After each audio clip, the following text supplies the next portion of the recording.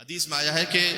لا یجتمع الحسد والایمان فی قلب امرئ، حسد اور ایمان کسی ایک دل میں جمع نہیں ہو سکتا۔ یہ وہ معاملہ ہے کہ شیطان نے سب سے پہلے حسد کیا، یہی معاملہ جو ہے وہ نسلوں کو ختم کر دیتا ہے، خاندانوں کے خاندان اجاڑ دیتا ہے، بھائی کا بھائی سے حسد، مومن کا مومن سے حسد، اس کے پاس وہ کیوں ہے کہ جو میرے پاس نہیں ہے، پھر سازش ہوتی ہے، پھر ایک دوسرے کے خلاف، پھر بیک بائٹنگ ہوتی ہے، غیبت بھی ہوتی ہے، تماشا، یہ سب کچھ اس وجہ سے ہوتا ہے کہ آپ اور میں اللہ کے دیے ہوئے پر راضی نہیں رہتے۔ حسد نیکیوں کو ایسے کھا جاتا ہے کہ جیسے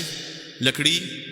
آگ لکڑی کو کھا جاتی ہے، ختم ہو جاتا ہے، ایمان ختم ہو جاتا ہے۔ ایک کام کیجئے ضرور اپنی زندگیوں میں کہ ایک تو یہ کہ بچوں میں شکر کی عادت ڈالیں، بہت ضروری ہے۔ ہم فبأي آلاء ربكما تكذبان کا مظہر بنے آپ کہ تم اپنے رب کی کون کون سی نعمتوں کو جھٹلاؤ گے۔ یہ آج کی گفتگو کا بڑا اہم پیغام ہے، چونکہ بچوں میں شکر کی عادت ہم نہیں ڈالتے، اس لیے کہ خود شاید کبھی ماں کی زبان پر، کبھی باپ کی زبان پر، اور میں ہاتھوں کو جوڑ کے کروں گا، شاید یہ مستورات میں کچھ زیادہ ہوتا ہو، زبان پر شکوے شکایت، اس کے پاس وہ ہے، اس کے پاس ویسا برتن ہے، اس کے پاس ویسا برانڈ ہے، اس کے پاس یہ آپ نہ کیجئے، اس لیے کہ جتنا آپ اسے بڑھاتے چلے جائیں گے کبھی بھی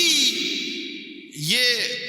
آنکھ جو ہے نا بجھنے والی نہیں، سیٹسفیکشن کبھی بھی نہیں ہوگا، ہمیشہ بڑھتا جائے گا۔ مولا کائنات نے کیا فرمایا ہے؟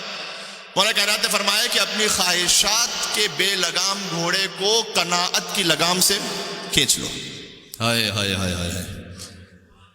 سبحان اللہ، میں قربان ہو جاؤں نام امیر المومنین، یہاں سے وہاں تک مل کے صلوات بیتے محمد و آل محمد پر، اللہم صلی علی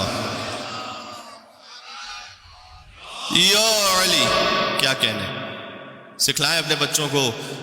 کہ میری عزت کے لیے اتنا ہی کافی ہے کہ میں تیرا بندہ ہوں، جو علی نے کہا،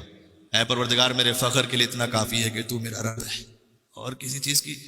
آپ حلال سے کوشش کیجئے، جو حاصل ہو جائے اللہ کا شکر ادا کر۔ لیکن اپنی زندگیاں کیوں ایسے راستے پہ ڈال دیتے ہیں کہ جہاں پر صبح دوپہر شام ہم و غم صرف یہ ہو کہ میری کتنی پراپرٹیز بنتی ہے، میرا کتنا بینک بیلنس بنتا ہے، میرا کتنا اسٹیٹس بڑھتا ہے، اور پھر 20 سال بعد، 25 سال بعد، کبھی 15 سال بعد آتے ہیں کہ مولانا صاحب ہماری اولاد بالکل ہمارے ہاتھ سے نکل گئی ہے، کوئی وظیفہ بتائیں۔ یہ بات وظیفوں سے نہیں ہونے والی،